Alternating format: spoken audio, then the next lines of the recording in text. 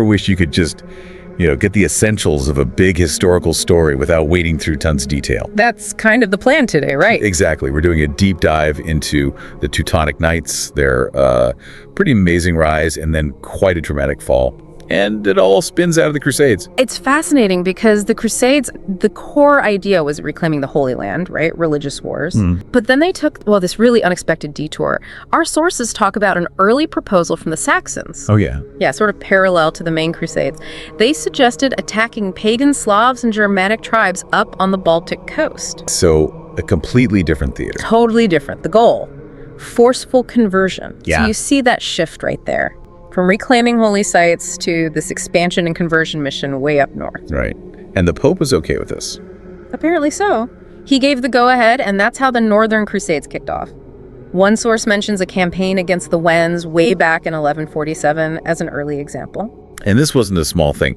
The sources list, a lot of groups affected. Oh yeah, a whole range of pagan Baltic tribes. You've got Lettonians, Estonians, Wends, Old Prussians, Livonians, Oselians, Semi-Gallians, Groniers. Gallians, Salonians, the list goes on. They were really caught in a pincer movement, weren't they? Pressure from Catholic powers on one side, Orthodox on the other. And smack bang into the middle of this come the Teutonic Knights. And they start out pretty humbly, actually. Founded in 1190, basically helping out Catholic pilgrims in the Holy Land. Yeah, medical care, looking after the sick and wounded. Our sources stress their German origins. That becomes important later. But like other orders out there, they didn't stay purely medical for long. They started to... So medics to military. That's quite a jump. And there was a key moment, right? Moving their base. Absolutely. The move to Kulmerland in 1226, that's highlighted in the material as, crucial. It really set them up for the next big step. An invitation in 1230 from Conrad I of Masovia. Basically, he asked them to come and wage a holy war against the Prussian clans. Wow. Okay. And they accepted. Oh, they jumped at the chance. It was a major turning point. They got involved in campaigns, started capturing castles, building up their strength pretty quickly. And the sources mentioned they weren't exactly gentle about it. No, not at all. They mentioned brutal actions against pagan communities. That ruthlessness, unfortunately, was part of their early success, you could say. And they merged with another group. Right. In 1237, they joined forces with the Livonian Brothers of the Sword. They'd been founded earlier, 1202, similar kind of warrior monk setup. So that made them even stronger. Definitely. A much more organized political force. And they kept expanding. The 1280s particularly saw more territory added. It's kind of wild when you think about it. Starting out helping pilgrims in Acre. And ending up as basically a state in the Eastern Baltic. It's a pretty incredible transformation. Shows how things could shift back then. But more power usually means more conflict, right? Inevitably.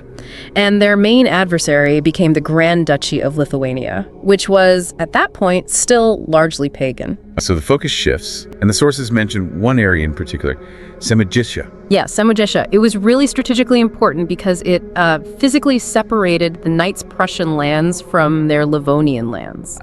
Okay, like a wedge between them. Exactly. So the Knights really wanted it, attacked it repeatedly, but they never fully managed to conquer it. It remained a sticking point. And Lithuania itself wasn't standing still, right? It was becoming a power. A significant power in Eastern Europe. It formed by uniting various local tribes. And interestingly, while it started pagan, Christianity was making inroads. It was becoming more religiously mixed. Then comes a really pivotal moment, 1386. Right. Duke Jurios. He converts to Christianity. Big news. Huge. And he marries Queen Jadwiga of Poland. This creates what our sources call a personal union. So Poland and Lithuania now share a ruler, even if they're still technically separate states. And that must have changed the game for the Teutonic Knights. Completely. I mean, their whole reason for being there, the crusade against pagans, suddenly loses its main justification if Lithuania is officially Christian. But they didn't just pack up and leave. Not a chance. The sources say the Knights were deeply suspicious about how genuine Jagiełł's conversion was. But maybe more importantly, the conflict kept going for other reasons. Like what? Political, cultural, but especially economic reasons. Think about it. The Knights controlled the lower parts of major rivers. The Niemen, the Vistula, the Daugava. Trade routes. Exactly, big-time trade routes. So this wasn't just about faith anymore. It was about controlling commerce, controlling access. That was a major source of tension. And things weren't exactly stable within Lithuania either. No, there were internal power struggles. The sources detail conflicts involving Żagijo, his brother Skirgaila, and their cousin Vytautas. And the Knights got involved in that too, playing sides. Oh, definitely. They often backed one claimant against another. Vytautas, for instance, actually gained power in Lithuania with Teutonic support back in 1392. Jagiello eventually recognized him as a vassal. So, Vytautas owed the Knights. In a way, this led to the Treaty of Salinas in 1398. Vytautas basically promised Samojisza that key territory to the Knights in return for their backing. But Samojisza wasn't conquered yet. Did the people there just accept this deal? Absolutely not. Our sources are clear on this. The Samojicians kept resisting fierce uprisings. And get this, Vytautas was secretly supporting them. Seriously? Well, Or he promised the land to the Knights. Pretty clever politics, or maybe just playing both sides. But it meant the Knights could never really cement their control over Samojisza. Constant rebellion. So the fighting continued. Yep. Another war flared up in 1401. Skirgaila tried to grab power with Teutonic help in 1402, but that failed.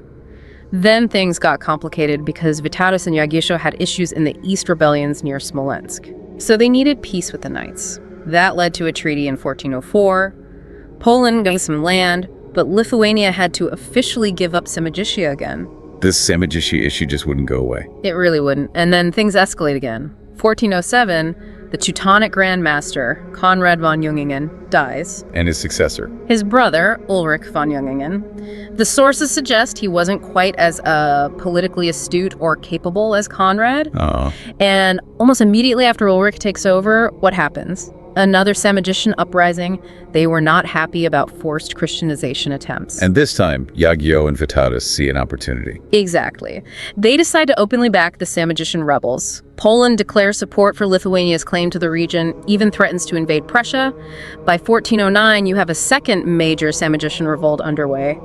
The situation is getting really tense. So Ulrich von Jungingen is facing a potential war on two fronts, Poland and Lithuania allied against him. That's the situation, a very dangerous spot to be in. But instead of trying to de-escalate, He attacks. he declares war, August 6, 1409, on both Poland and Lithuania. His initial move was a quick strike into Poland. Try to knock one out quickly. Seems like it. The sources detail his forces capturing and burning towns Dobrzy, Wysyr. They besieged and took Bobrowniki, conquered Bromberg, plundered other places. It worked. Not entirely. The Poles fought back, recaptured Bydgoszcz, and the Samojicians attacked Klaipėda on their end. But basically, neither side was really ready for a full-scale war just then. So it fizzled out? Sort of led to a stalemate, and the Holy Roman Emperor stepped in, brokered an armistice. That was October 8, 1409. A ceasefire. But probably not the end of it. No, more like a pause. Both sides knew the fight wasn't over. They used the break to regroup and prepare for the next round. What were they doing during the armistice? Well, Ulrich was busy with diplomacy. Or maybe bribery, the sources hint. He got the Holy Roman Emperor Wenceslaus on his side, promised a huge sum, 300,000 ducats, to King Sigismund of Hungary for support. Did Sigismund send troops? No, he took the money but didn't actually send soldiers. He did side with the Knights, though, and even tried to trick Vytautas with a promise of a royal crown to peel him away from Jagiello. Did it work? Nope. The Polish-Lithuanian Alliance held firm. That was the crucial factor. Jagiello and Vytautas knew their strength was in unity. So they planned their next move. By December 1409, they had a plan, a bold one.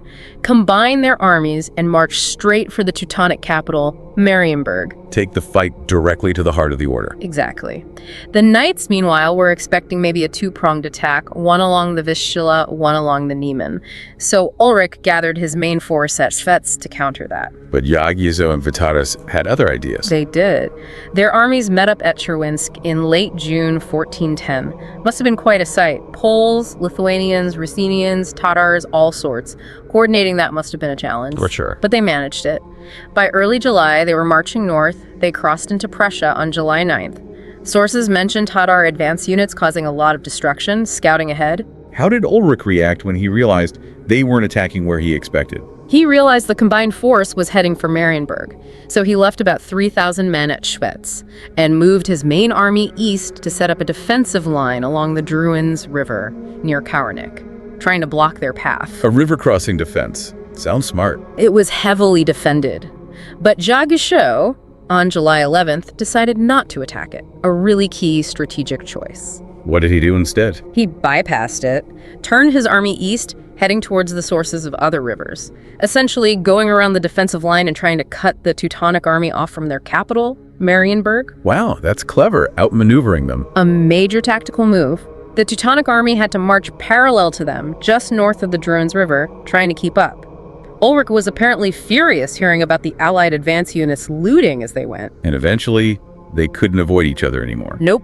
On July 15, 1410, the two massive armies finally met, between the villages of Grunwald, Tannenberg, and Ludwigsdorf. The Battle of Grunwald, or Tannenberg, depending on who you ask. Exactly. Numbers are debated, as always, but sources suggest somewhere between, say, 16,500 and 39,000 on the Polish-Lithuanian side. Against. Maybe 11,000 to 27,000 Teutonic Knights and their allies. The Polish-Lithuanian army was incredibly diverse, as we said, Catholic Poles and Lithuanians, pagan Samogitians, Orthodox Ruthenians, Muslim Tatars. Quite the coalition. While the Teutonic army was mostly German, plus some guest crusaders. How did they line up? Okay, so Vytautas with the Lithuanians, including Moldavians and Tatars, took the right flank. The Polish units were on the left, Czech mercenaries in the center. Jagiełło himself commanded the reserves from the rear. And the knights? Ulrich put his best heavy cavalry opposite the Lithuanians on his left, with archers and some early cannons behind them. His right flank had less experienced cavalry infantry behind, reserves kept back near their camp. So the battle begins. How did it kick off? Well, there was a bit of a standoff at first. Ulrich tried to provoke the Allies into attacking by firing his cannons. Did that work? Not really, because then a sudden rain shower started. Typical battlefield like. Yeah, it apparently silenced the cannons pretty quickly. So the Lithuanians attacked first, they pushed forward, got slowed down a bit by Teutonic arrows, but they reached the main line. Fierce fighting broke out. Hand-to-hand stuff. Brutal. Then a second Lithuanian wave attacked. The German infantry moved up to reinforce their line, and they actually started pushing the Lithuanians back. Even a third Lithuanian line joining didn't seem to change much initially. What about the Polish flank? The Poles advanced too, but the sources say they were maybe a bit hesitant against the heavily armored, well-trained Teutonic Knights. They also started getting pushed back slowly. So it wasn't going well for the Allies at first. Not really. Then the Lithuanian flank seemed to break. They retreated. Or rout. It looked like it. The Teutonic cavalry on their left flank chased after them, and then that same Teutonic cavalry wing wheeled around to try and hit the Polish right flank, envelop them. Things are looking bad for Jagiszo. Definitely. Some Polish lords tried to shore up that flank, but by noon it really looked like the Teutonic Knights were winning. Ulrich saw his chance. What did he do? He committed his reserves, advanced with them, aiming to hit King Jagiszo's position directly, sort of coming in behind his own left flank. Going for the king. A decisive blow. His reserves hit the Polish right hard, even got close to Jagiszo's personal bodyguard. It seemed like a Polish collapse was imminent. There's always a but in these stories. There is. Suddenly, unexpectedly, the Lithuanian cavalry reappeared on the battlefield. The ones who had retreated. The very same. They came crashing into the Teutonic flank right where Ulrich and his reserves were engaged. Whoa. So was the retreat a trick? A feigned rout? That's the big debate historians have based on the sources. Was it a planned tactic, draw the knights out of position, then hit them? Or did they genuinely rout, then manage to rally and return? Either way, it turned the tide. Completely. The returning Lithuanians hit the knights hard, enveloping them. In the chaos, Grandmaster Ulrich von Jummingen himself was killed. A leader down.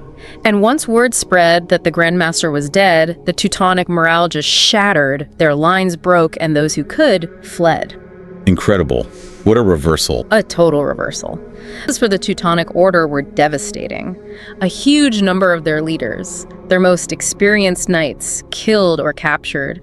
It was an absolutely decisive Polish-Lithuanian victory. That must have sent shockwaves. Huge shockwaves, especially back in the German lands. Nobody expected such a defeat. But one night, Heinrich von Plauen managed to escape and organize the defense of the capital, Marienburg. So it wasn't completely over. Not quite. Crucially, the Polish-Lithuanian army didn't immediately march on Marienburg. There was about a 3-day delay, according to the sources. Why the delay? Celebrating? Reorganizing? Probably a bit of both, plus dealing with prisoners and loot. But those 3 days gave von Plauen vital time to gather survivors, bring in reinforcements, and seriously strengthen Marienburg's defenses. So when Yagia and Vaitadas did arrive, They found a well-defended fortress. While the siege of Marienburg began, Yagisho sent out forces to capture other Teutonic castles. Many surrendered quickly, places like Danzig, Thorn, Elbing. Soon, only about 8 castles in Prussia were still holding out for the knights. but Marienburg held. It did. The siege dragged on. The Polish-Lithuanian army started to dwindle disease, troops wanting to go home. Plus, there were rumors of relief forces coming to help the knights. So on September 19th, Yagisho lifted the siege. So von Plauen saved the order, in a way. He certainly bought them time. He then counterattacked, recaptured some lost castles, and was elected the new Grand Master in November 1410. Did the fighting stop then? Not immediately. Yagisho won another battle at Koronowo in October 1410. But by then, the knights were severely weakened. They had to negotiate. Leading to a peace treaty. Yes, the Peace of Thorn signed February 1st, 1411. The knights had to give up some castles in the Dobry's land to Poland and crucially renounce their claims to Samojisha for good, during the lifetimes of Jagiello and Vytautas anyway. So Poland and Lithuania got what they wanted. Mostly, yes. Although some sources suggest they could have perhaps pushed for more territorial gains, given the scale of their victory at Grunwald. Maybe a missed opportunity there. Still, a major blow to the knights. Oh, huge. The financial penalties imposed by the treaty, combined with the massive loss of manpower and leadership at Grunwald, it really crippled the order. It marks the definite start of their long decline. And the wider impact. Well, Grunwald effectively stopped German eastward expansion into Poland and Lithuania, at least for the medieval period. It helped shape the borders and power dynamics in Eastern Europe for centuries. And the battle itself became symbolic. Very much so. Our sources point out how it was remembered and used later. Germans in World War I saw their 1914 victory at Tannenberg near Grunwald as revenge. The Nazis even invoked the Teutonic Knights' legacy to justify their own expansionist aims in the East. Wow. It shows how history gets used and misused. Absolutely. A single battle echoing down through centuries, interpreted and reinterpreted. So wrapping up, it's quite a story. The Teutonic Knights, going from this small medical group to a major military and political power, a state even, only to suffer this dramatic defeat at Grunwald. It really shows how those crusades, starting with one goal in the Holy Land, had these completely unexpected, massive consequences hundreds of miles away in the Baltic. It really underscores how connected history can be, doesn't it? How seemingly local events or shifts in focus can ripple outwards and change the map, change the course of nations. Definitely. Actions have consequences, often far beyond the initial intention or location. Absolutely. And maybe a final thought for you to consider. Think about how historical narratives like this story of Grunwald and the Knights are constructed and then repeatedly used or twisted over time for political or ideological reasons. It's something worth keeping in mind whenever we look at the past.